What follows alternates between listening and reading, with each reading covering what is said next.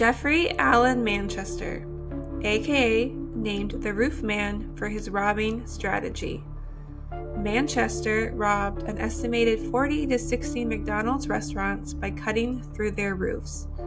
After he was caught, he escaped prison and living life on the run, he built his own hidden apartment in a Toys R Us, and he even fell in love. Join us as we deep dive into the life of the Roofman.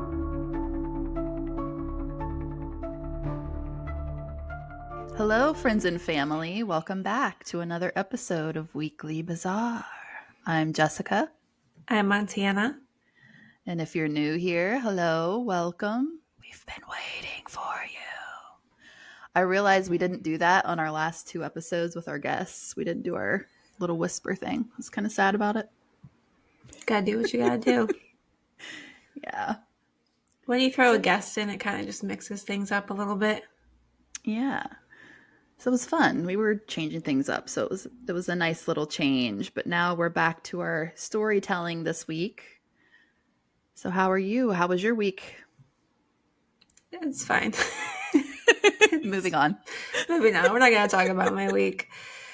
It's actually kind of weird to do just you. Yeah. With the pod. Yeah. We're used to letting somebody else do all the talking while we just sit here and listen. How are you? Same. We don't need to talk about my week either. We're just going to move on. You know, I was really thinking, because it's like my favorite time of year, that shit was going to be going really great. But it's just kind of, you know, same old, same old, same old. We're so close to Halloween. But I will say the weather is finally doing what it's supposed to be doing. So that makes me very happy. I love the fall weather. I just love fall. It's my favorite, absolute favorite season. And it never lasts long enough. But yeah, It's like my walk this morning with Kira. I had to wear a scarf and I was so happy about it. Like, yay, it's finally cool enough to where I can bust out my fall stuff. And love wearing beanies. So you made us bread, right? You made me and Ryan bread. Do you remember that? No, I forget. Yeah, I remember. I was like, how do you forget that? So yeah, you made us bread, and that morning I didn't eat any, right? So I was going to make breakfast for me and Ryan, but I used a breakfast sandwich with his bread, and the only reason why, with your bread, I didn't do it with mine, because I like protein in the morning, and the bread I use is like 15 grams of protein. Mm-hmm. So I used your bread to make the sandwich, and Ryan was like looking at me, like looking at the sandwich, and he's like, this is sus to me. And I'm like, why? He's like, did she poison this? Because you're not eating any of it. I'm like, why would she poison you? He's like, I don't know. He's like, you two are weird together. She probably wants me out of the way. No way. Never. He was like so concerned he poisoned the bread because I wasn't eating it. Aww. But I'm like, I ate the bread. I just didn't have it for breakfast because I wanted the protein bread. But your bread was very good with the salad. Like I warmed it up and like used it it was just very good with my salad. Thanks. So obviously he's still here. I'm still here. Yeah. If I'm taking somebody out, it's not going to be by poison. I'll tell you that right now. Just look at his face, just like going back and forth. And he's just like, it's very sus. You're not eating it. Well, I'm glad you guys enjoyed it, and I'm glad you're still alive. I wasn't concerned. Let's just say that. I was not concerned whatsoever. But yeah, there's nothing like good homemade bread. Like, I'll never be able to have anything else again and actually like it, I think. I'm just so used to making my own. No, it's very good. And like, not even to warm it up in the microwave. I'd warm it, or in the toaster, I would warm it up in the microwave. Like it's very good, especially with the salad. And then I made him a salad the other night and I put the bread in there too. And he's like, this is really good. I'm like, now you're not questioning it because you're alive. Yeah. And it's so easy to make. I showed my Brazilian friend the recipe, and she like keeps sending me photos of how she's getting better and better at making it each time. I'm like, oh, I'm so proud. It's trial and error, right? Yeah. It's very good bread. I'm not going to be the basic white girl though and get into bread making. I can't do it. I got to draw the line somewhere. I got to draw the line. I just enjoy making my own food. That's just what I prefer to do. Like, we rarely eat out, and we just like to make our food at home. That's really all there is to it. I'm the same way. I prefer to make my food because I know what's in my food. We don't eat out much either. Maybe like once a week. Yeah, we do like on something, but maybe once a month, if that, we do. But I even being pregnant, I'm trying my best not to eat a bunch of fast food because that's really what you just want to do. Yeah. Yeah, when I was pregnant, I ate a lot of Thai food. Yeah, and I paid the price. Well, that's when I can't remember when I really started getting into spicy foods, but I think it was around then I really went off the deep end.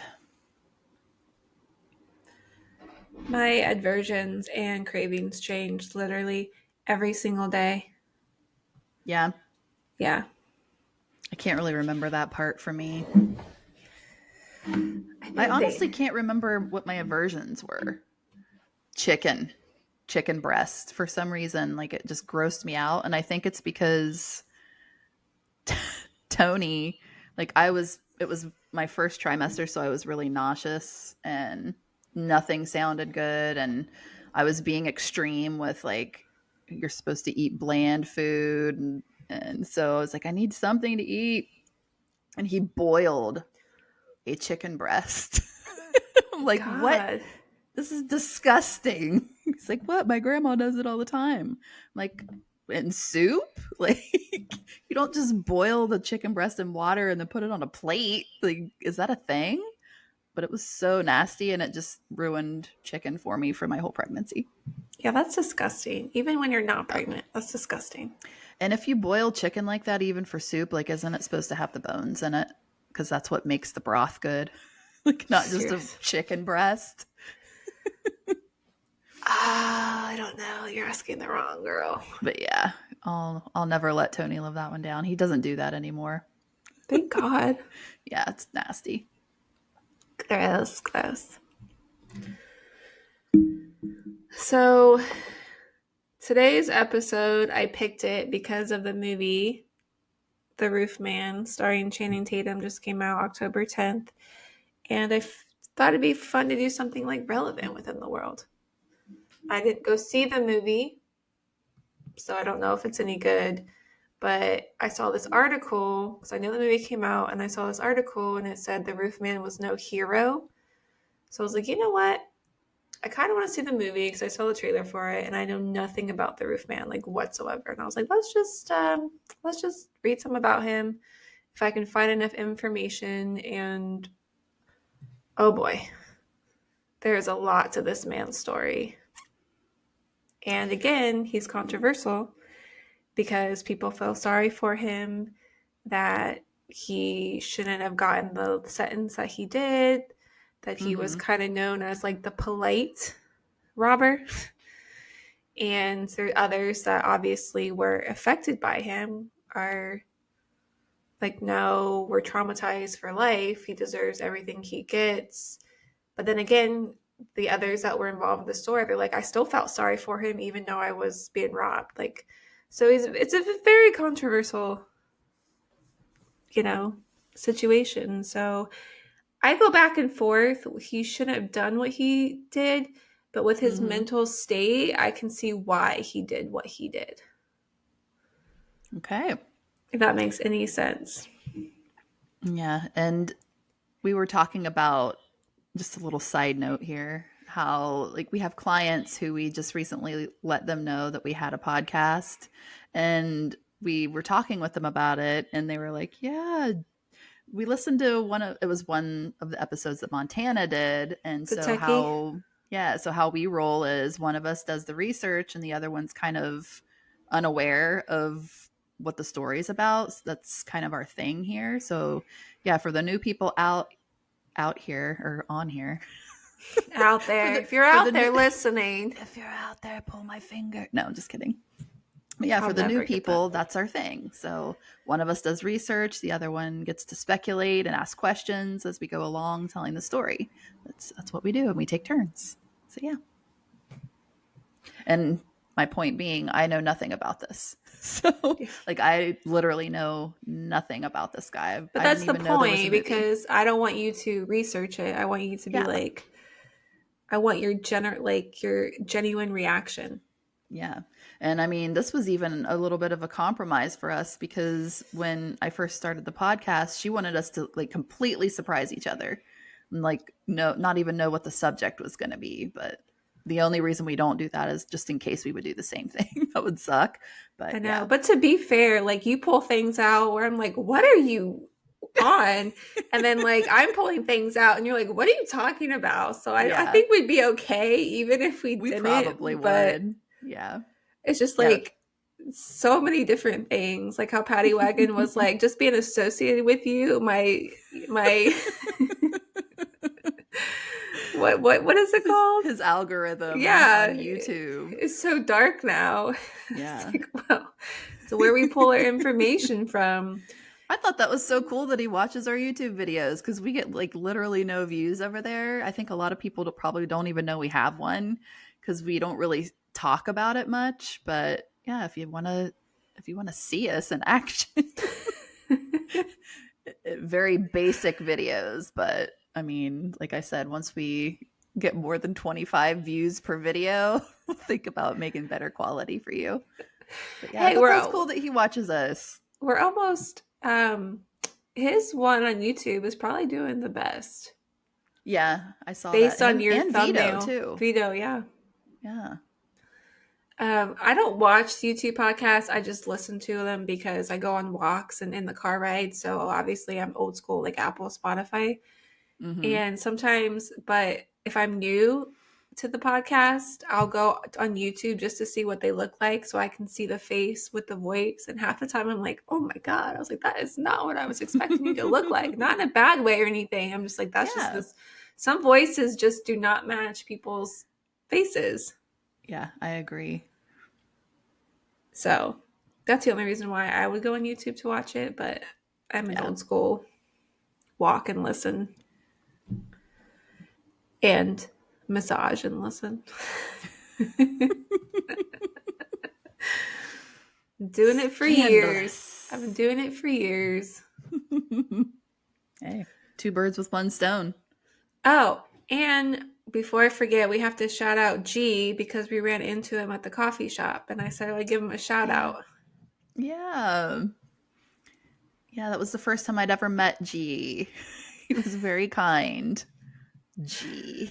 We're like, we're going to get together. We're going to make a bunch of notes of what we should do for the podcast. And like, as I'm opening up my notebook, it like rips in half. And I'm like, well, this is a good sign. So I just gave the other half to you. The cover completely fell off. Cover. It's like, that's not a good sign.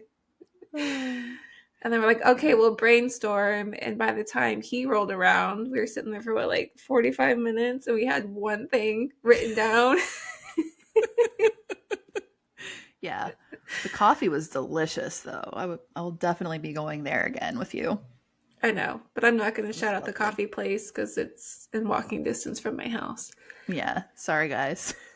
But it was very good coffee, especially if it was decaf. That's what I had. That's really good for decaf. Yeah, I got the brown sugar cinnamon hot coffee. Oh, it was so yummy. It was good. Told you like that place. I did. I like the antique shop too. Oh, we did stop at the antique shop. So expensive though, because part of me is like, are these really antiques or just something old that you're just throwing a really huge price tag on? I don't know. I don't know how antiquing really works. I feel like it's a little bit of both. I don't know. But one man's trash is another man's treasure. You know what they say. Clearly. So, all right. Well, you ready to get into the Roofman? I am. I'm excited to learn something new today. You're going to learn a lot. This guy is very crafty and very intelligent. It's almost scary. Okay. Jeffrey Allen Manchester. He was born in Sacramento, California in 1971. Actually, before I get into more, I want to at least cite that my main source of information was from a book, Roofman. Oh my God.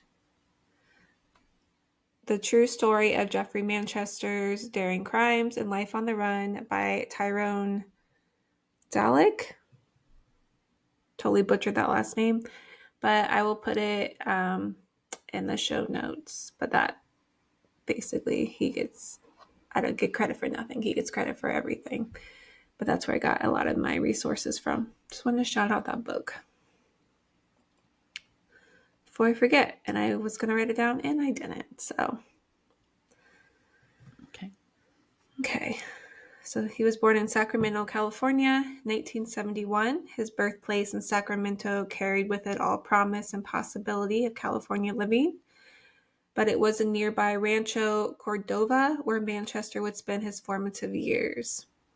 So Rancho Cordova, sorry if I'm saying that wrong, in the 1970s and 1980s was just basically typical California suburbia. And he mainly just was middle class, which was very common. But because families moved to Rancho Cordova because it represented stability, the schools were decent, and the neighborhoods were safe, and the future basically seemed assured. And there was nothing about Manchester's childhood that suggested the trajectory his life would eventually take. Like, he wasn't a kid from, broken circumstances or poverty. He had what most considered advantages. He attended high school in Rancho Cordova during the late 1980s, and this was a period of massive cultural shifts. So if you're not from the 80s, you wouldn't know. But basically, in the 1980s, MTV was becoming huge with teenagers. Mm-hmm. I miss the old MTV. Yeah. Yeah. Personal computers were beginning to appear in homes. Reagan was president. I miss the 80s. Good times. Good times. Hammer pants. Just something about MTV in the 80s and 90s is so different. Yeah, it was. So different. Just TV in general was so different. And then you got the personal computers coming in with the dial-up. Yeah. That you're like waiting to get online to talk to your friends, and you're like, well, give me 10 minutes so my computer can like start. Yep. The You Got Mail was becoming good old days, man. Yeah, what a time. What a time to be alive. I know. But high school for Manchester appears to have been unremarkable. He wasn't a standout athlete whose name appeared in local sports coverage, and he wasn't a troublemaker. He wasn't the valedictorian. He just kind of moved through the hallway like thousands of other teenagers trying to figure out who he was and what came next. So basically, there's just nothing to report that's memorable about his growing up, high school, all that stuff. But somewhere in those final years of high school, or it was immediately after graduation, Manchester decided to enlist in the United States Army. Manchester's entry into military service placed him within the U.S. Army Reserve System. So this was a component that allowed soldiers to serve part-time while maintaining civilian lives. Reserve soldiers typically trained 1 weekend per month and 2 weeks annually, though deployment and active duty requirements could dramatically alter that schedule. So for Manchester, this meant balancing military obligations with civilian existence. And this duality kind of characterizes much of his early adult life. And here in Manchester's military story becomes a significant in ways that would echo through his criminal career. So he didn't end up in a standard infantry unit or support role. He was actually assigned to the 82nd Airborne Division, one of the most storied and elite units in the American military. The All-Americans is what they called it, carried a legacy stretching back to World War I, when the division earned its nickname because soldiers came from every state in the Union. By World War II, the 82nd had evolved into an airborne unit with paratroopers jumping into Normandy on D-Day and fighting through some of the war's most brutal campaigns.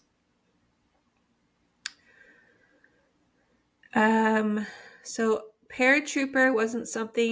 being a paratrooper wasn't something that happened by accident or default.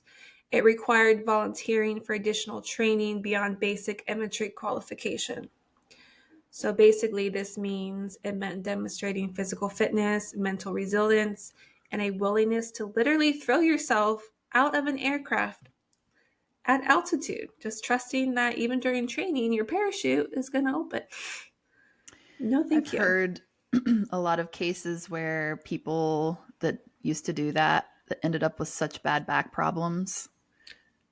I actually had a client a while ago. He used to be a paratrooper, and that's why he came to the chiropractor's office, because he had so many issues from it. Mm-hmm. And knee problems too. I think it's just all that impact over and over and over again. Yeah, and at the time, he was in his 30s, maybe early 30s, and he still had all those issues from being a paratrooper. Yeah, I don't know what show I was watching, but it was this guy. It's actually where I heard about it. He was in such bad shape, and he was in pain all the time, chronic pain. And he ended up finding yoga, and that's how he rehabbed himself, and he was able to live a relatively normal life after he really immersed himself into his yoga practice. So that's pretty cool. Wow. Yeah. It was like he couldn't even walk on his own before he started yoga. Like, he was literally using a walker and all that. And then by the end of the video I was watching, he could run on his own. Like, it was crazy. Good for him. Good for him. I know. Yeah. That's probably, you have to have a lot of patience for that rehabilitation, I would think. And stubbornness. Oh, yeah. And yeah, stubbornness will. But yeah, I had his wife too, and they had some kids together. Mm-hmm. And they're divorced now, but I remember at the time she even said, like, it's hard being married in the military life, and which we'll get into that, but yeah, it's a lot. I couldn't imagine. Mm-mm. It's a lot for families. And basically, the 82nd maintained standards, so it's going to weed out people very quickly if you can't keep up to those demands. So getting into this unit signaled that Manchester possessed these qualities beyond what they said ordinary soldiers demonstrated. So joining the 82nd would reshape how Manchester thought about his problems and solutions. And the training Manchester received as a member of the 82nd Airborne was comprehensive and specialized in ways that proved darkly ironic. But we'll hold on to that for later.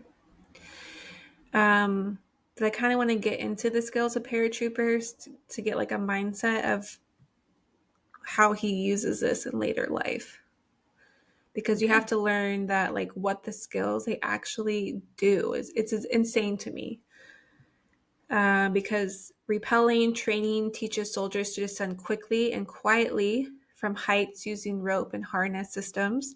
They learn to control their decent rate to land softly without injury and to navigate obstacles while suspended.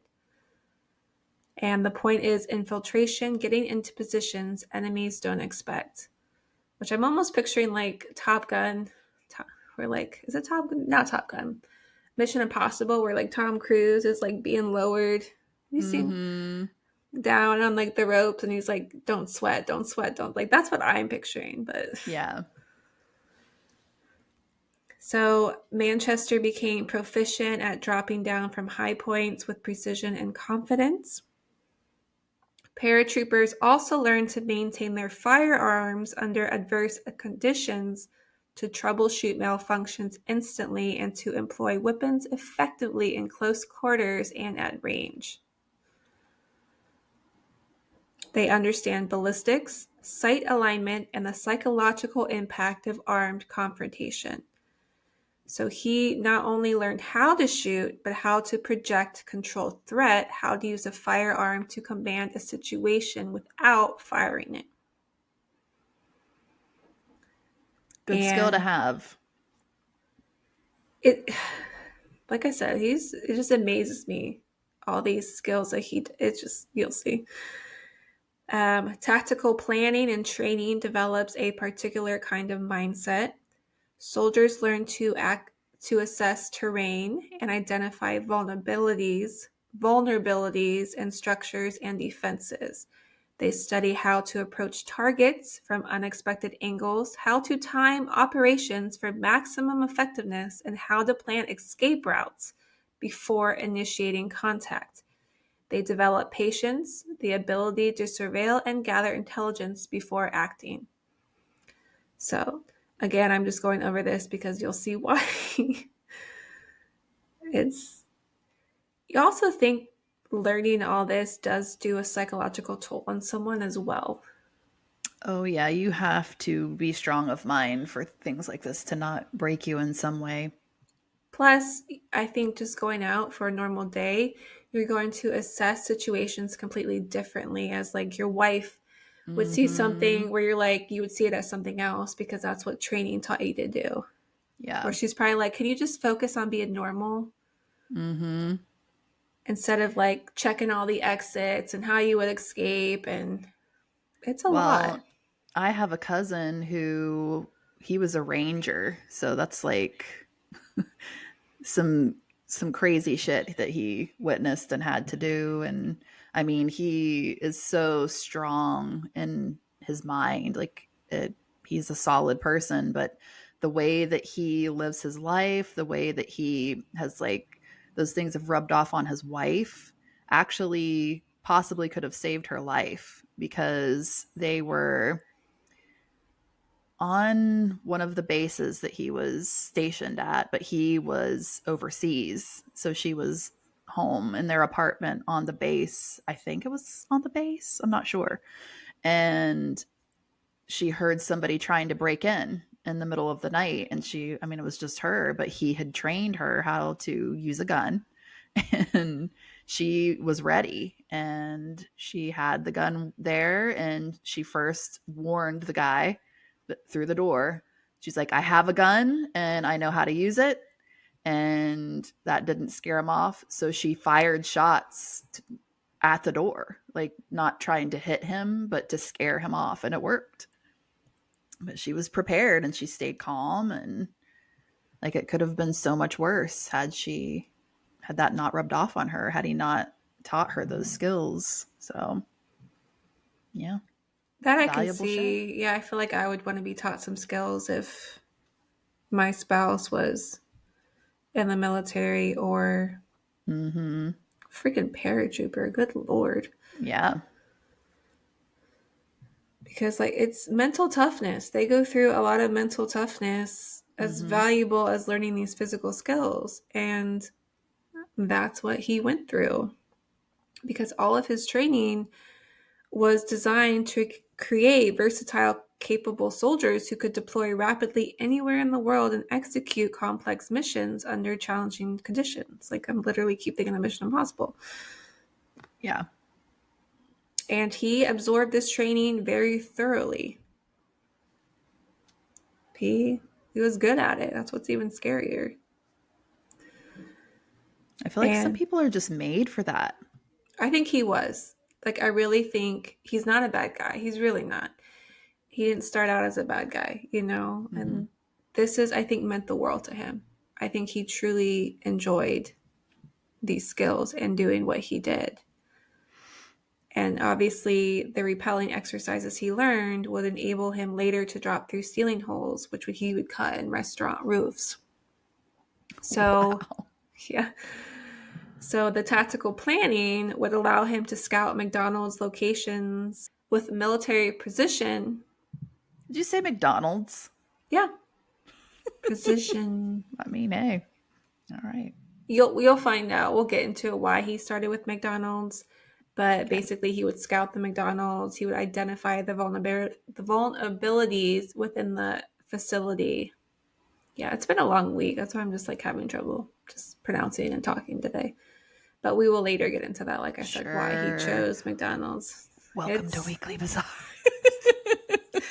It's not just this week, folks. It's every week, both of us. Welcome. But his weapons training would provide confidence to control situations without having to resort to violence.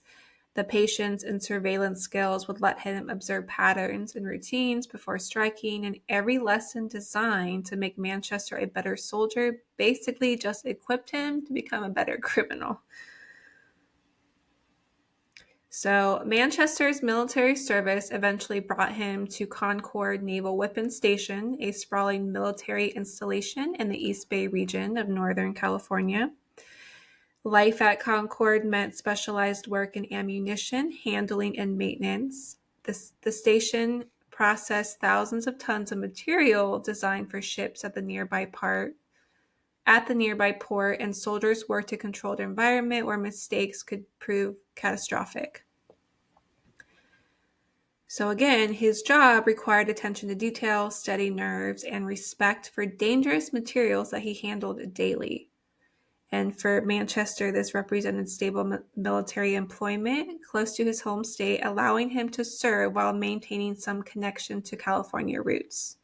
So basically, the base sat adjacent to civilian life. They kind of like intersected. So the base was close to civilian communities, so he kind of went back and forth. Because Gotcha. service members could live on the base or nearby housing because many of them had families within the area. And so at the age of 20, Manchester got married. 20 years old is pretty young, but it wasn't unusual for the military because military culture has long encouraged early marriage because you get better pay, housing benefits for married soldiers. Yeah. That is a fact. All right. So yeah, it wasn't unusual for him to be married at 20 years old. So he actually started a family with his wife. He had twin boys and a daughter. And for a while, things were going good. He had the military providing structure and income. He had a wife and children that gave him purpose, and he was building a life. He was building something stable. But the military life was starting to take its toll on the marriage. Deployments separate families for months at a time. Training exercises disrupt routines. That would be difficult. Just the constantly not being together part would be so difficult. No, so actually Manchester's wife was really struggling because she had to navigate being a military spouse, which does demand of you to be flexible, independence, and tolerance of anything that could come up. Like it's uncertain. And a lot of times it does take you away from your support system too. Like as a mother, to not have your mother there to help with the kids or give you a break. A lot of times these women, they don't get that because they're far from home, they're isolated. I mean, they have other wives, I suppose, other military wives there that they can probably lean on each other a little bit, but it's just not the same as being able to go over to your mom's house and take a break and visit with your mom, and they get to see their grandma. So yeah, that sucks. It's a lot. It And on is. top of that, your husband not even being around. But you're also uncertain where he's going to end up. You're uncertain when he's going to come home, and he probably stuff he couldn't even tell you. So you have Right. gaps with secrets because there's things in his job he probably can't tell her. So Yeah. you have that distance between you two. Yeah. And again, she had to manage and raise the children, the household basically by herself when he wasn't there. And the stress from everything just became unbearable for her. So that I feel for her. And she's young too. She probably didn't say her age, but I'm sure if he's 20, she's got to be super young as well with 3 kids. Mm-hmm. And I mean, things used to be different back in the day. The whole, like, it takes a village to raise kids. Like, that's an actual thing. And our society doesn't do that anymore. Everybody's so isolated in their little capsules, you know, like their little homes, where it used to be a village and all the moms were together and the kids were out playing together. And you didn't feel so alone and isolated as you do now. Yeah. It's sad. It is. And obviously, it wasn't bearable. She couldn't do it. So in November of 1999, living in military housing at Concord Naval Weapons Station on Hamilton Avenue, police responded to their home for a domestic disturbance. So we don't really know what the domestic disturbance was, but it was enough for Manchester's wife to file for divorce and then seek full custody of the children. And this hit him really hard, obviously. And so when this hit him as well during this time, his military career was reaching its end. So he was realizing he had to face the prospect of transitioning to civilian life without his family structure.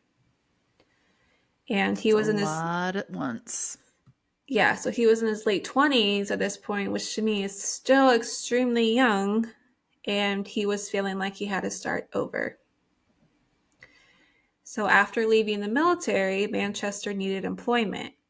So now he went from a paratrooper to finding himself working at McDonald's. Oh, it starts to make sense.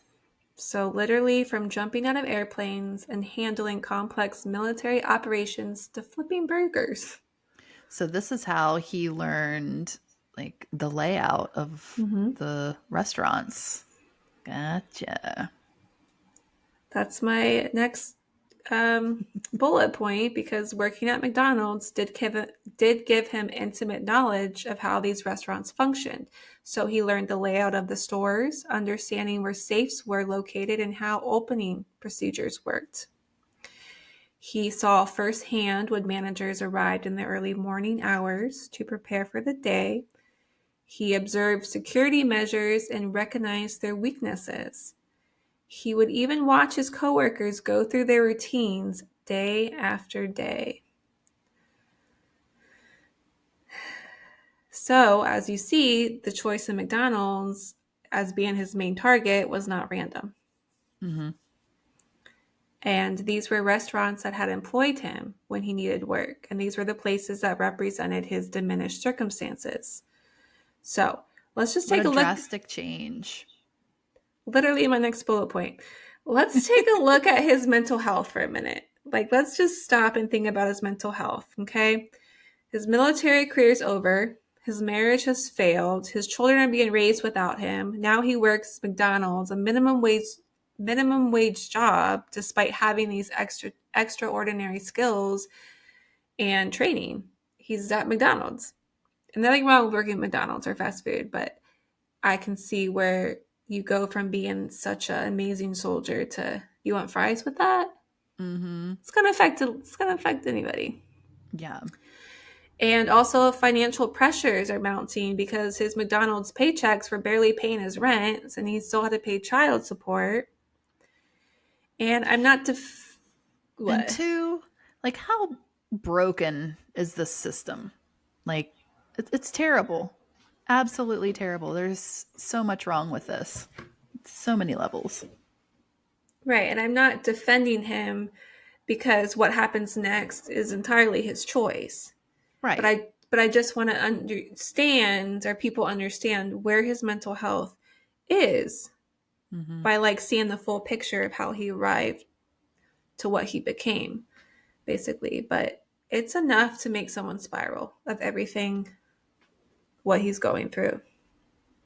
And he just wasn't he wasn't just some criminal mastermind born, you know? He's just a trained soldier whose life completely is fallen apart. And his marriage fell apart. He doesn't have his kids. His just financial, he's just desperate for finances. And it's a lot.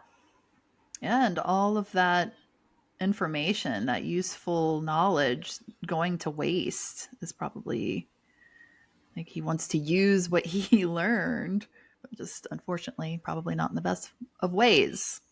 No, and then the military equipped him to solve problems. So to him, he is solving problems. So Yeah. in November 1998, Jeffrey Manchester committed his first robbery, and this is where the Roofman was born. He's literally about to rewrite his entire existence. He's going to rewrite his entire existence. So in Manchester's first robbery, he arrived at a McDonald's location in California during the quiet hours with an empty parking lot, so around like 3 o'clock in the morning. He carried power tools and scaled onto the roof, which was easy for him based on his training. The drilling began slowly, and Manchester carved through layers of roofing material, insulation, and ceiling tiles, creating an opening just large enough for his body. He dropped through the hole into the restaurant's interior, landing with practiced precision in a bathroom stall. And this came the hardest part, waiting. He sat cramped in the restroom listening to the building creak and settle around for hours. So when dawn broke, the first employees arrived, keys jangling as they unlocked doors and disabled alarm systems.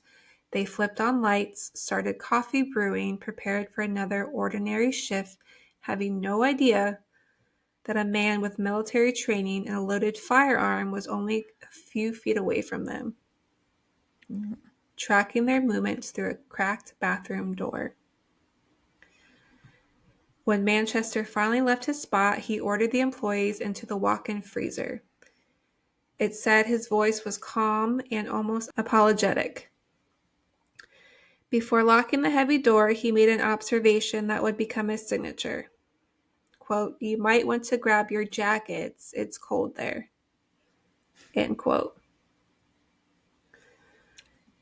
Well, I mean, it's kind of nice. That's why some people that were robbed by him later go, well, he was nice about it, but so he emptied the registers in the safe. He grabbed what cash the morning shift had prepared for the day's business and retraced his steps. So he went back through the ceiling hole, onto the roof, down to the ground level, and he was gone before the police could arrive. So this entire operation... Did he have to wait for the employees to get there just so he would have easier access to the money? Is that why he wouldn't just do it in the night when nobody's there? Yeah, it seems like they deal with, like, I don't know. I don't know if they have the keys to deal with the registers. Mm-hmm. So they put the cash in there for the day. Because they probably put a bunch of cash in the register in the morning. Or he made them unlock the safe. Like, I don't know. Yeah. And they're disarming the security systems too. So that probably gives him more of a chance of not getting caught. Yeah, and this is also in the late 90s. So video cameras weren't like they are today. Yeah. It's a lot harder to get away with shit like this now. But this entire operation only took like 15 minutes. He's literally, well, in and out, but besides waiting for them. Mm-hmm. But it was quick. So, like, in law enforcement terms, it was nearly perfect. No witnesses left outside the freezer, no forensic evidence beyond some ceiling damage, and a getaway completed before anyone realized what had happened. And his first robbery maybe made him a few $1,000s, so it's not a fortune, but enough to pay for some bills and groceries, whatever. But more importantly, psychological-wise, it proved a concept. Mm-hmm. So he found something he's good at a way to apply his military training, and that generated immediate results. So he began scouting McDonald's locations all across California. He would spend his days watching employee patterns in his car. He noted which restaurants sat in quiet areas versus busy intersections. He timed manager arrivals, delivery schedules, and the intervals when buildings stood completely empty. He understood that franchises maintained similar layouts, which meant lessons learned at one location applied to dozens of others. He invested in quieter power saws designed for cutting roofing materials. He acquired better flashlights and gloves that wouldn't leave prints, and rope systems that let him lower equipment before descending himself. So his main system was the roof penetration, concealment inside, confrontation at shift change, freezer imprisonment, cash collection, and escape through the ceiling. This was his MO, I guess you can say. But Manchester's interaction with victims became developing into something law enforcement found deeply unsettling.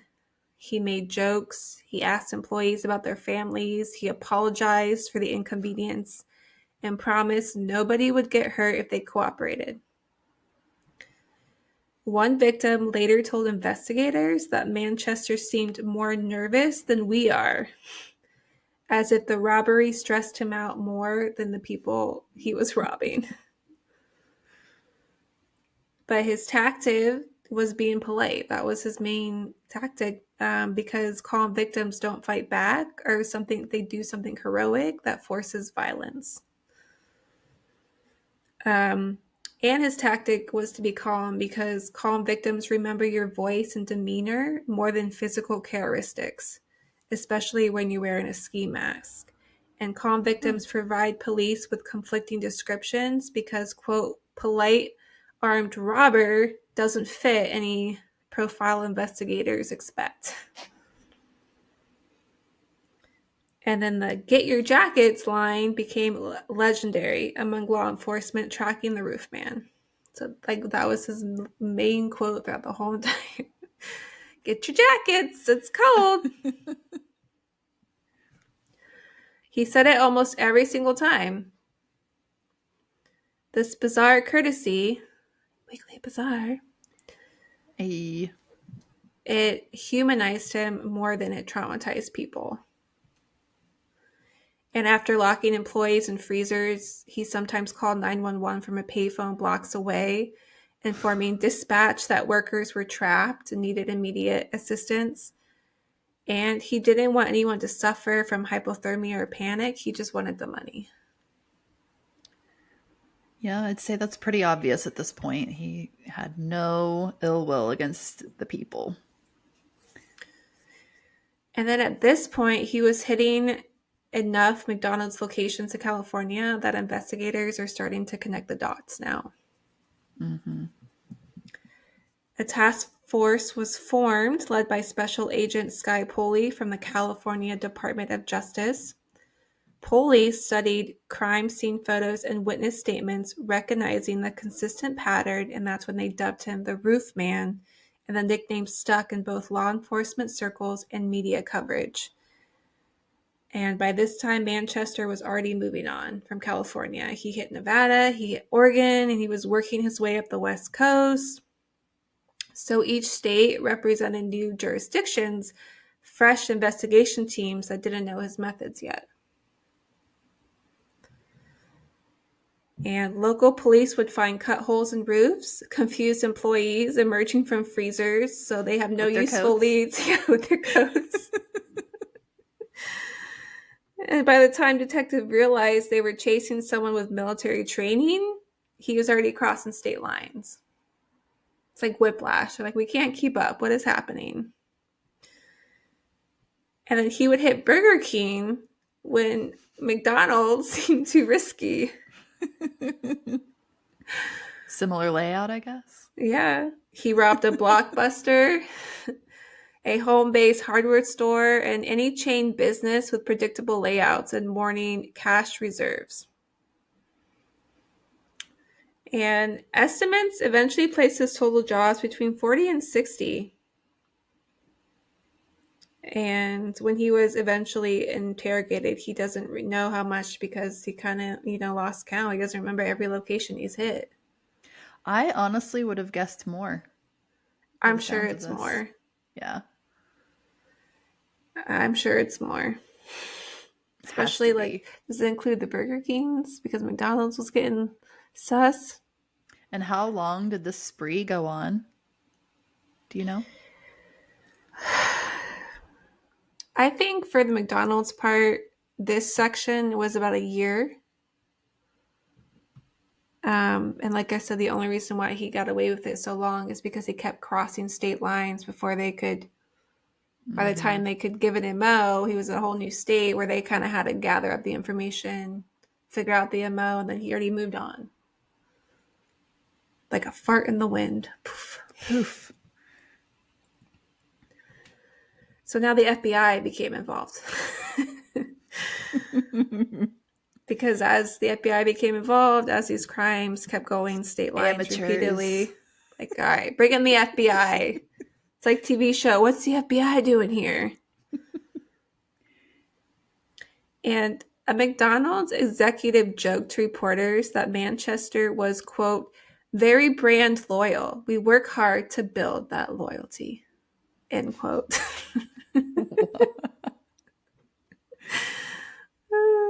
Okay, guy. The media coverage expanded beyond law enforcement bulletins. Newspapers were running stories about the rooftop robber. That somewhere in America, a man was lowering himself through restaurant ceilings like some deranged Santa Claus in reverse. And Manchester would read these stories. He followed his own coverage of his own crimes. As do probably most criminals. And to be fair, I would too. I would too. I mean, isn't that part of why they do it? Like, even killers, like, they want to be known. They want to see what's being talked about. Like, which killer was it that, like, kept calling in and like telling on himself because he wanted to get his name out there more? Wasn't it the Zodiac? Was it? Why am I thinking it was BTK? Oh, I haven't. Like, he would do his thing and then go to a payphone and call and be like, yeah, I just did this. I mean, to be fair, it was probably a few of them. Yeah. Because I know Zodiac, he sent the letters in. If you can solve these letters, you'll figure out who I am, even though that was never going to happen. Mm-hmm. But I also don't remember if he called in taunting them, like, as well. Yeah. I don't remember. It's been a long time since I've listened to BTK and the Zodiac, so. Yeah. Which, honestly, BTK sounds worse than the Zodiac to me. Agreed. Oh, so here we go. So by early 2000, he's been operating for over a year. So about a year. And the money from these 60 robberies hadn't made him rich because he was spending it on survival rather than luxury. But I want to add in here that I think shouldn't go missed. So despite Manchester being calm and polite during the robberies, he did occasionally fire warning shots into the ceilings when employees would hesitate. He did pistol whip at least one young worker, though the injuries weren't severe, but the threat of violence remained constant even when the actual violence stayed minimal. Victims spent minutes or hours locked in freezers, wondering if he'd ever come back or if the police were going to arrive. You know, they have long-term psychological impact that's varied from victim to victim. Like, some employees quit food services entirely, unable to enter restaurants without experiencing flashbacks. Others developed hypervigilance about sounds from above, flinching at normal building noises. A few describe feeling strangely and grateful that their traumatic experience hadn't been worse, and then feeling guilty about that gratitude as if they were somehow complicit in excusing Manchester's crimes. And then what confused victims most was their own inability to hate him completely. He was just too nice. Yeah, so I just like wanted to throw in there that there was still some, he wasn't completely polite, I guess you should say, that there were incidences. So not making this like a hero thing or anything like that. I just wanted to throw that stuff in there. Yeah. He still had the ability to lose his cool. At least it didn't go any further than that, though. Like, it could have been so much worse. Right, and he didn't kill anybody. He wasn't a murderer.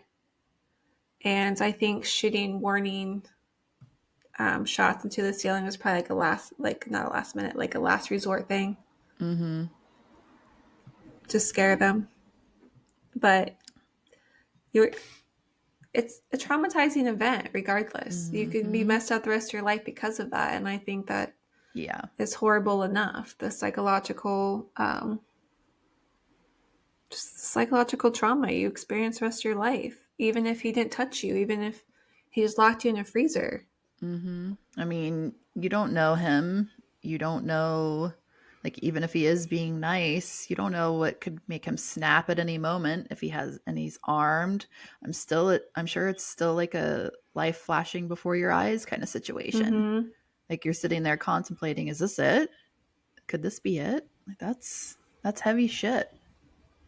Whether he was being nice or not. Yeah, and then so jumping ahead for a second, when Manchester was finally caught in May of 2000 after robbing two McDonald's locations in one day, which was he made a fatal mistake that brought him to his arrest quickly. But his arrest was kind of like a mix of relief and anticlimactic because this legendary roofman turned out to be a broke ex-soldier with a failed marriage, not some criminal mastermind worthy of like growing this mythology. And so the gap between the crime and the criminal left everyone slightly confused about what they witnessed. Because the victims that watched his trial and sentencing had mixed emotions. So like justice demanded punishment, but the punishment almost seemed tragic because he was sentenced 45 years in prison for robberies where nobody died and where the perpetrator seemed just as damaged as his victims. So it's kind of like didn't really leave people satisfied. And then you have like ones that really suffered from it. They hope Manchester found peace in prison. A few expressed genuine curiosity about what he become, whether the polite criminal had evolved into something better or just simply older.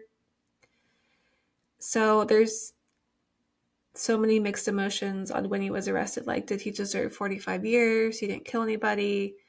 Even victims felt sorry for him, where others like, no, I hated him, he ruined my life. So it's just very conflicting. Is he a bad guy or not? Well, the first thing I think about is how many trials I've watched where people have murdered other people, taken their lives, and they get like 25 years. Just, it makes no sense to me. I don't understand it. I think 45 years was extreme. Yeah. Because he didn't kill anybody. Yeah. It wasn't his intention to hurt anybody. He just wanted money. Mm-hmm. But and like even people that are accessories to murders, they'll end up with like 7, 8, 10 years maybe. And it's like they had an intent to kill somebody, to help out in taking a life. It's just so, I don't know, so imbalanced. Even manslaughter, you get like 25 years. Yeah.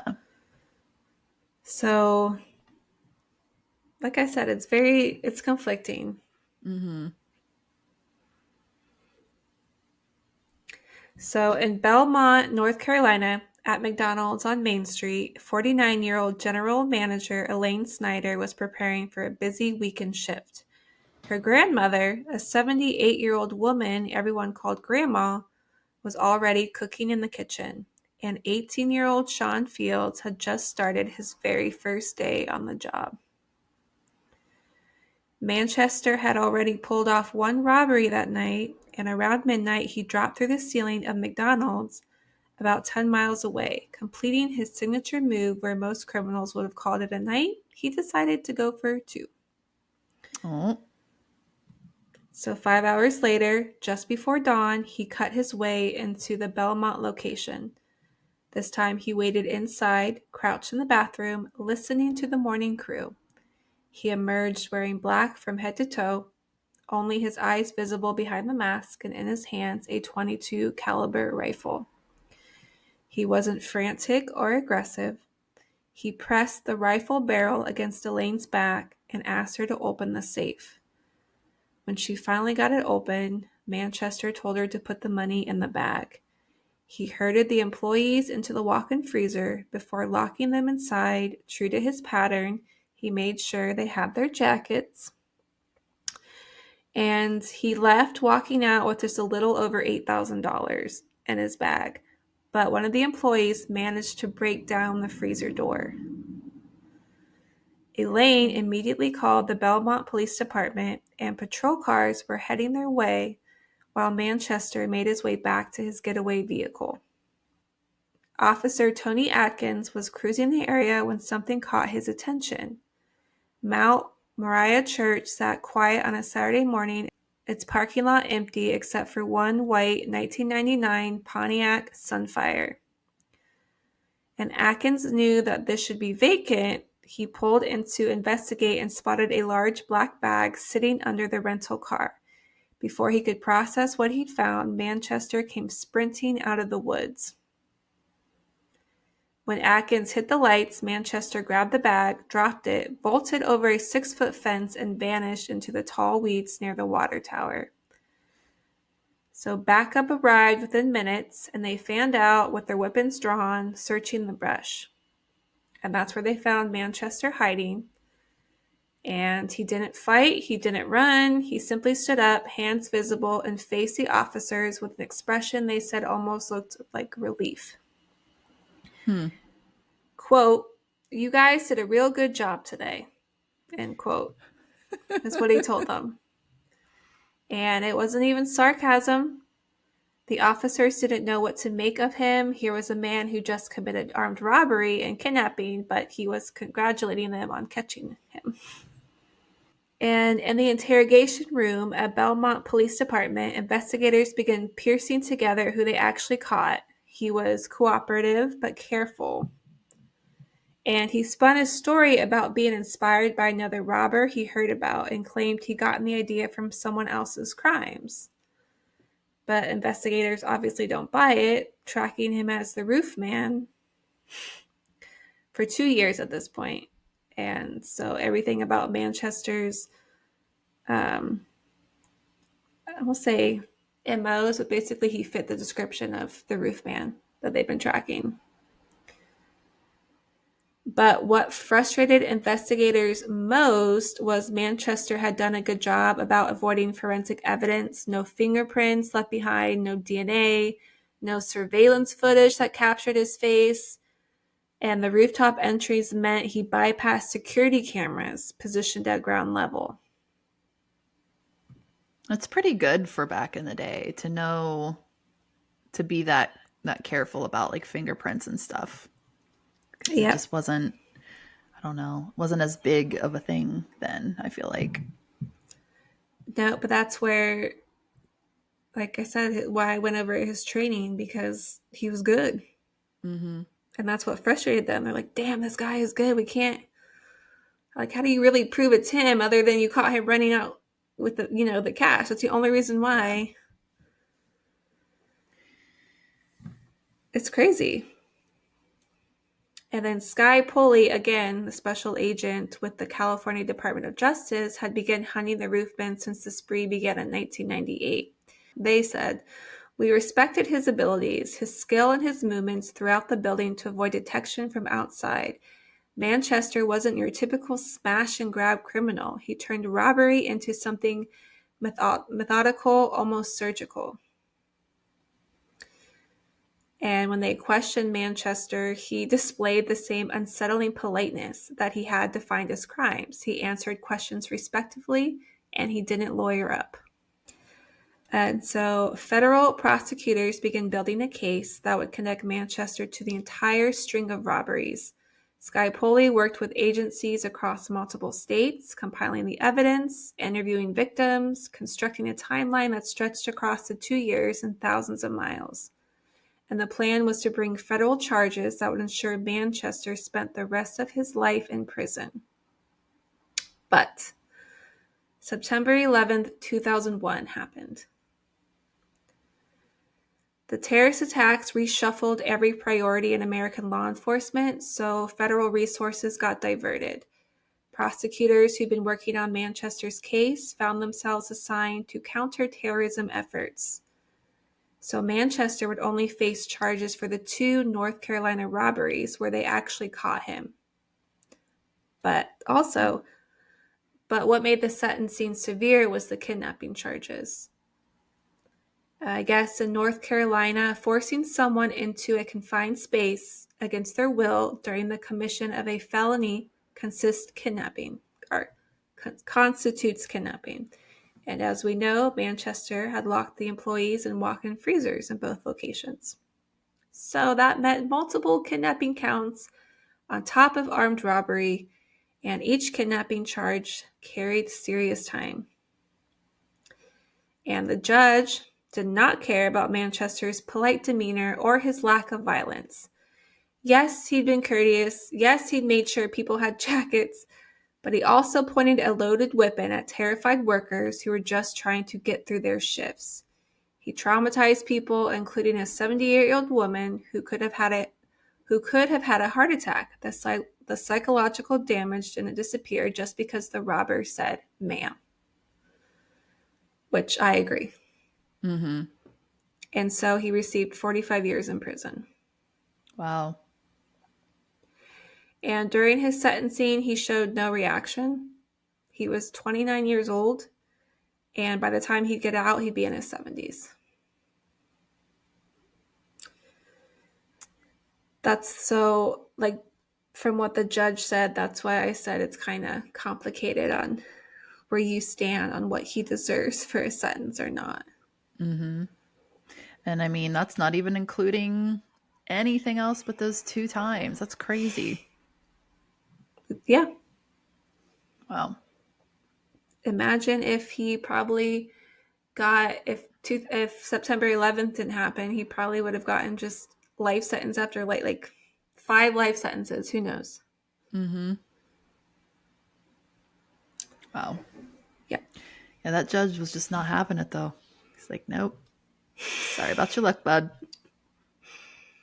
He has a point, though. Just because he says ma'am and be polite, he still traumatized people. Yeah. Psychologically. And so that's how Manchester eventually landed up at Brown Creek Correctional Institution in North Carolina. And Brown Creek opened its doors in 1993 as a medium security facility for male offenders. The prison could house over 1,200 inmates spread across multiple housing units. But what made Brown Creek different from its reputation since opening? It has maintained what administrators proudly called a perfect record. Nobody had ever successfully escaped. Not one inmate has even breached the perimeter. I'm sure you see where I'm going with this. The facility security protocols were tight. The guard rotations were unpredictable enough to throw off any planning, and the physical barriers formidable. Prison officials believed their institution was escape-proof, and for a long time, they've been right. But what does Manchester see? Opportunity. A challenge, a puzzle, waiting to be solved. Manchester understood something fundamental about prison. You have to become invisible first, unremarkable, just another inmate serving his time quietly. So that's exactly what he did for 4 years. Jeffrey Manchester played the model prisoner. He He followed the rules, respected the guards, he avoided conflicts with other inmates, he attended the programs they offered, participated in the daily routines without complaining, and gave every appearance of a man who accepted his fate. That's a lot of patience. Hell yeah, it is. I don't even know what to say, do you? I'm just waiting for it. I want to know how. So Manchester worked in the metal shop within the prison.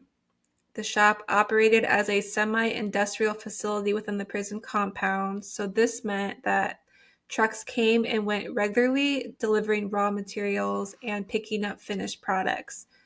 So as you can guess, Manchester studied those trucks. He noticed everything. The delivery schedule followed patterns, certain drivers appearing on predictable days at predictable times. Some trucks backed up to the loading dock, while others parked in designated areas where inmates loaded them manually. The guards checking these vehicles varied in their diligence. Some walked around the trucks thoroughly, examining the cargo areas and even glancing underneath, where others barely looked, trusting that the perimeter security and gate procedures would catch any problems.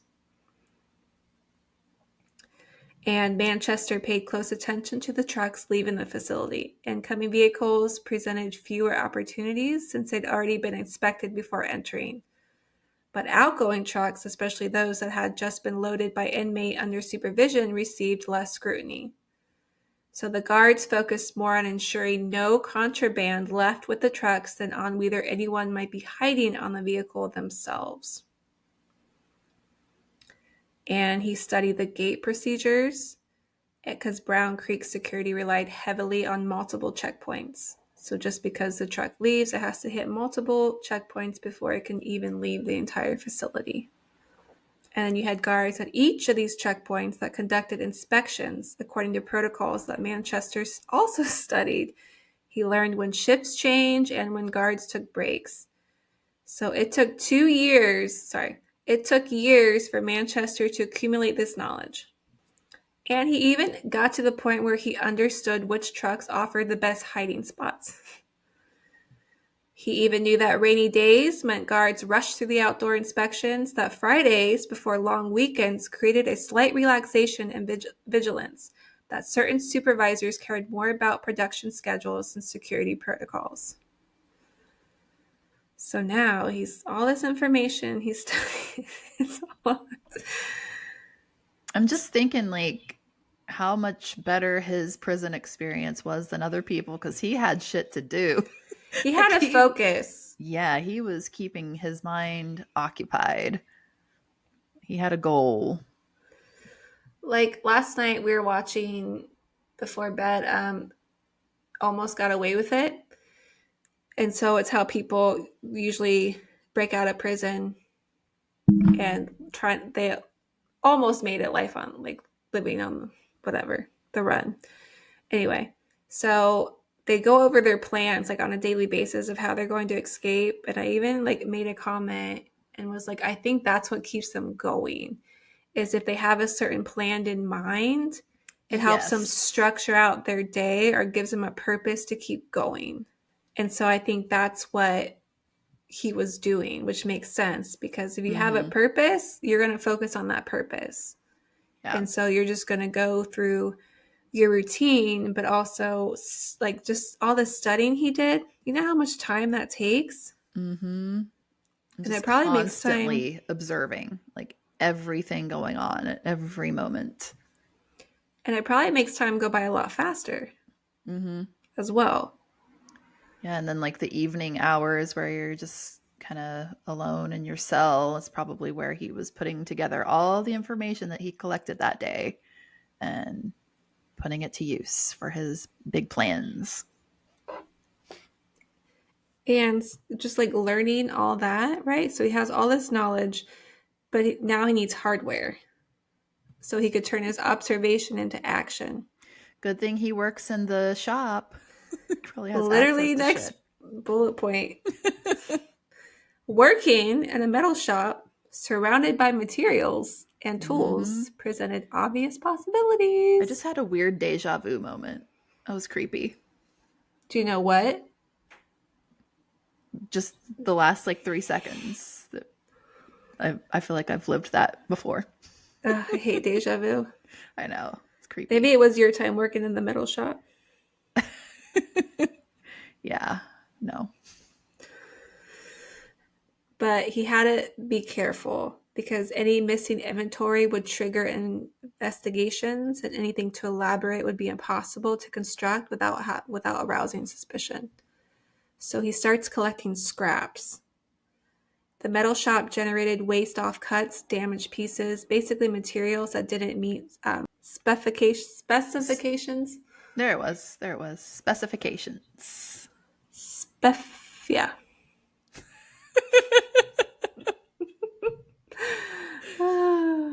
Spiffy specifications. He didn't meet the spiffies. He didn't meet the spiffies. So that means all these scraps typically went to recycling bins or trash containers. They wouldn't be missed. That's pretty ballsy. I mean, especially considering people trying to find things to use as weapons in there. They're probably being checked constantly for stuff like that. Which means I feel like they put a lot of trust in him. Yeah. But if you're invisible, you don't make any problems. Makes sense. Yeah. Smart and it's man. He's accepted his fate. He just goes about his days doing his job and rinse, repeat. Because he knows he's going to get out. He knows there's going to be, an outcome. So he's just being patient. Yeah. And he probably has the mentality of I'm smarter than all of you. Probably. I got this. Yeah. And he also had access to plywood, cardboard, and paint that was used for various shop projects. So what he did was he crafted a plywood platform roughly the size and shape that would fit along the truck's undercarriage between the axles. The wood was thick enough to support his weight, but light enough to carry and position quickly. He spray painted the entire thing black. A blackboard in the shadow underneath the truck would be nearly invisible during a casual inspection, especially in poor lighting or the rain. How did they not see him doing this shit? He also prepared cardboard pieces which would further disguise his body if guards actually bothered to look underneath the vehicle.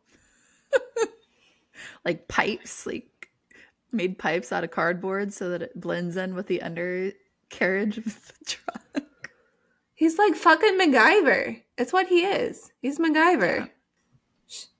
The cardboard could conform to irregular spaces and break up his silhouette, making him look like just another component of the truck's underbelly rather than just a human being clinging to it. I mean, that's kind of impressive. That's some superior planning. And it took him 4 years to do this. 4 years. I feel like anybody else with this plan wouldn't have gone to those lengths. They probably just would have tried to grab a hold of the bottom of the truck. But he's meticulously planning every detail. Because he's like, okay, if I do this and this happens, this is a backup. If I do that and this could happen, that's a backup. So he had a backup for each backup, I feel like. Yeah. Where someone else probably would have gotten impatient and just said, fuck it. And then just took the opportunity and just held on with nothing covering them underneath the truck.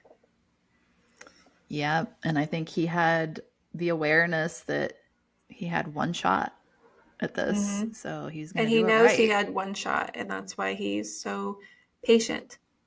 Yeah. His training paid off. Sure did. So June 15th, 2004, this date was not random. He chose it carefully, analyzing the weather patterns, the shift schedules, and delivery timetables. The forecast called for rain, which meant guards conducting inspections would be rushed and less thorough. The The truck schedule aligned properly with the vehicle leaving the metal shop at exactly the right time. The gate guards on duty were ones Manchester had studied, knowing their habits and attention levels. He'd hidden his escape device days earlier, positioning it where he could grab it quickly without being seen, so everything was prepared. When the right truck pulled up at the loading area, Manchester's moment arrived. Amid the organized chaos of loading, with multiple inmates moving materials and supervisors focused on his production schedules, he made his move. He grabbed his platform, slipped underneath the truck. I'm picturing like a coffin, to be honest. And positioned himself between the axles. The plywood supported his weight exactly as planned. So it must have had like hooks on it or something to like be able to connect to whatever's underneath the truck. I think so. I think he also had to grab on holding his body weight too. So I think that was just to protect him if like they looked under and they just thought it was part of the truck. Mm-hmm. That's why Mom was picturing like a coffin style plywood that he just. But I mean, it said like it could support his weight, so it had to connect to something to where he could kind of be supported by it. It's crazy. So yes, he grabbed his platform, he slipped underneath the truck, positioned himself between the axles, and then the plywood did support his weight like he planned, and he added the cardboard pieces around his body, breaking up his silhouette. Then he gripped the truck's undercarriage with his hands and waited. The rain fell, just as the forecast predicted, and guards glanced at the truck, checked the paperwork, and waved it through, so nobody even bothered to look underneath. And then the truck passed through the final perimeter gate. He held on for 4 miles before finally letting go. And so he just dropped onto the roadside. Wow. Ugh. Got to make sure that it doesn't run over you. That's kind of freaky. And like the shitty part is you're kind of rooting for him at the same time. You know what I mean? So like I'm sure in the movie, I haven't seen it yet with Channing Tatum, but I'm sure like a lot of people are going to be rooting for him. Mm-hmm. Yeah. Which doesn't make it any less better. It's So Brown Creek Correctional Institution's perfect escape record died on June 15, 2004. And prison officials would spend years analyzing what went wrong and how their protocols failed and what they needed to change. You think? Mm-hmm. So he decided he would head to Charlotte because it was close enough that investigators would assume he'd flee farther than that, but close enough that he could establish himself quickly. Hiding in plain sight. That's exactly the term he used. And Charlotte's East Independence Boulevard stretched for miles and was lined with shopping centers and big box retailers. So Manchester, he needed shelter immediately, but he can't go to a hotel. That requires identification. Homeless shelters ask too many questions. So he started scouting retail locations looking for the same kind of vulnerabilities. That's when he found the Toys R Us. And it was sitting in a retail area surrounded by highway reconstruction. And the Circuit City next door stood completely vacant. So the two buildings shared a wall. Circuit City. Back in the day. Dang. This is 2005. It's 2005. Wow. Like, do we even have Toys R Us anymore, too? Nope. It's gone. Is it? Gone. I'm pretty sure. And so basically the Circuit City and the Toys R Us they share a wall. And I think it mentioned like in the movie that he kind of just lived at the Toys R Us. I don't think they mentioned the Circuit City part, but I haven't seen the movie, so I don't know for sure, but I think I read that. And so he could access the toy store during business hours, scout the layout, and identify hiding spots, and the closed electronics store offered potential for something more permanent. I'm just looking up the whole Toys R Us thing because I wasn't sure if I was right or wrong. And it looks like they don't stand alone anymore, but they're in like Macy's shops and stuff. I thought they had closed permanently. Anyway. Well, they're probably expensive. Oh, it reminds me of when Dominic was little and he loved going to Toys R Us, but he called it Toys Near Us. It was the cutest thing. He was so little. He's like, "Are we going to go to Toys Near Us, Mom?" So cute. So his initial hiding place was behind the bike rack in Toys R Us. Because there is a dead space, so there's a gap between displays and a wall that most employees never really notice. So Manchester could slip in there during the day, remain perfectly still while customers and workers passed just feet away, then emerge at night when the store closed. And this is what temporarily worked for him. So for the first few weeks, he lived like a ghost in the toy store. And I think that's where we're stopped today. Ooh. Because it still looks... It's a good place to stop. Still looks pretty long with my notes. I don't know how long the second episode will be, but there's still a lot of information. So I think we'll stop here that he's now entered Toys R Us. Oh, that was my stomach. I heard that one. I'm starving. Not really. Well, then that's a wonderful place to stop.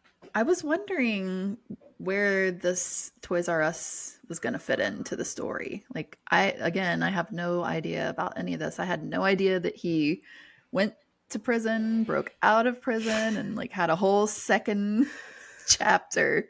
So that's cool. Not only broke out of prison, was the only inmate that has ever broken out of that prison. Yeah.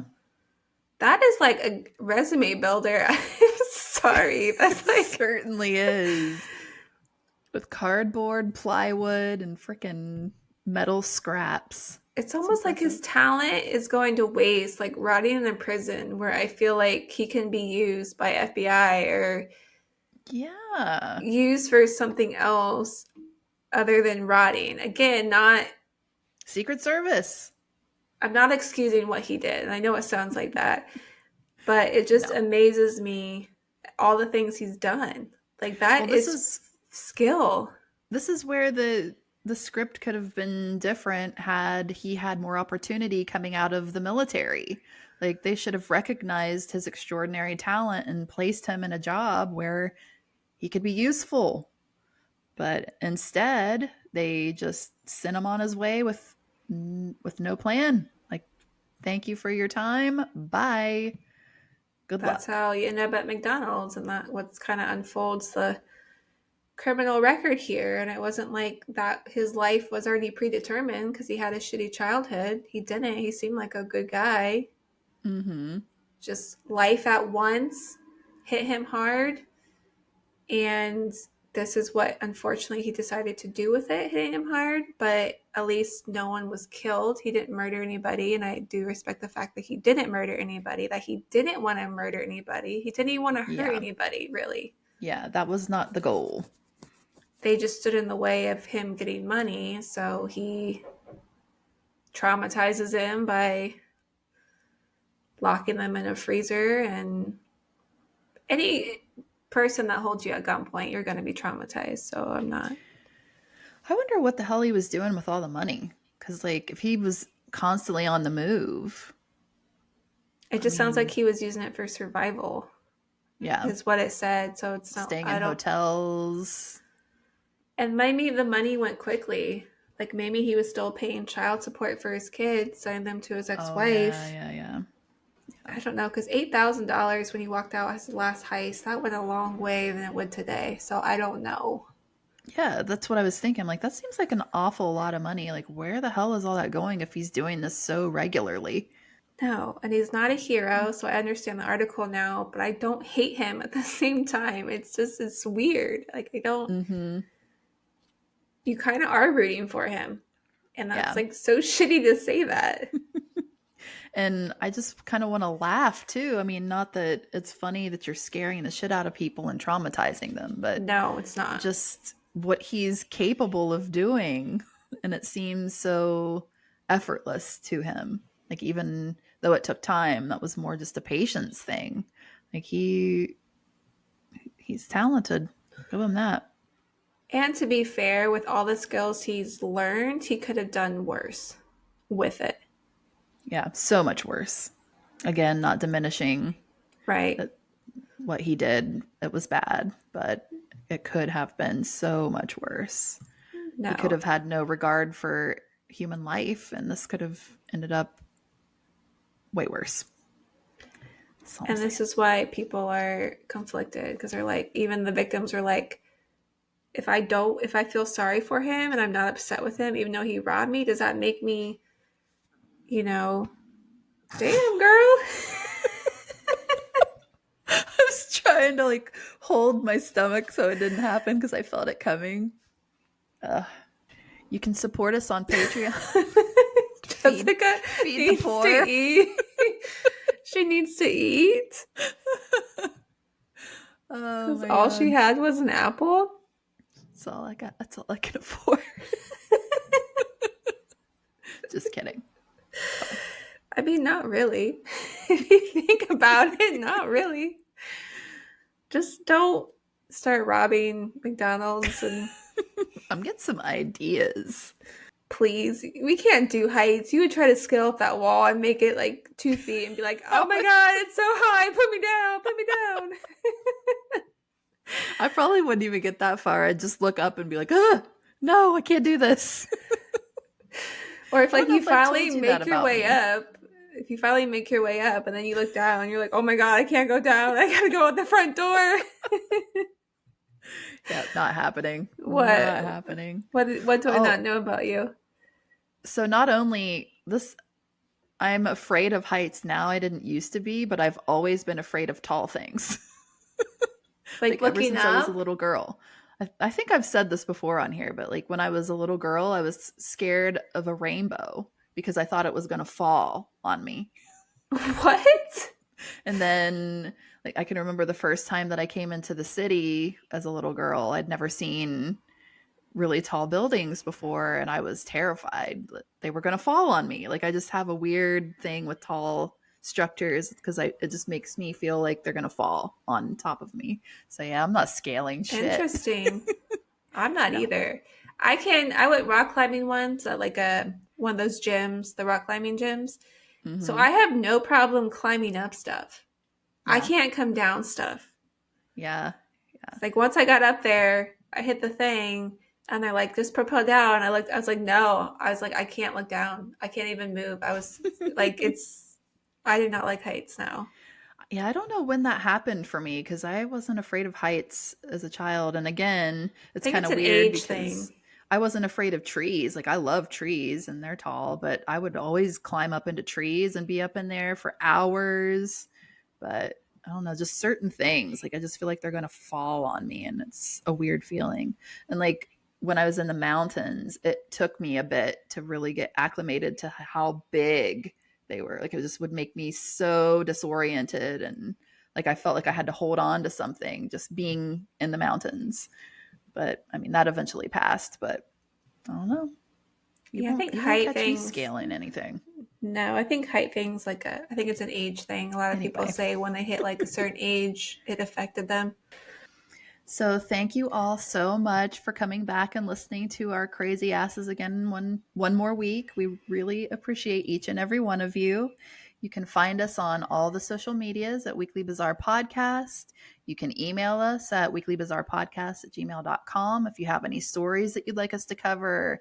If you just want to say hey, if you want us to talk about something crazy that's happened to you, let us know. We love that stuff. You can support us on Patreon at patreon.com/weeklybizarre, $5 a month to buy me some lunch because I'm really hungry. Please and thank you. Just kidding. No, we truly appreciate the support too. It keeps us going, keeps us motivated. It allows us to keep making reels and things like that because, we're doing it all, baby. We're doing it all behind the scenes. So yeah, we really appreciate all the support. Just watching us, listening to us, that means so much to us. We're still growing on our social medias, which means a ton to us too.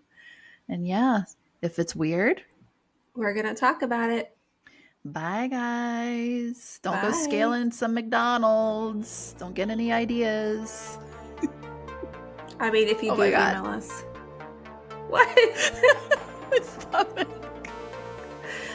Yeah, if you do, email us at weeklybizarrepodcast@gmail.com. We want to know. Bye. Bye.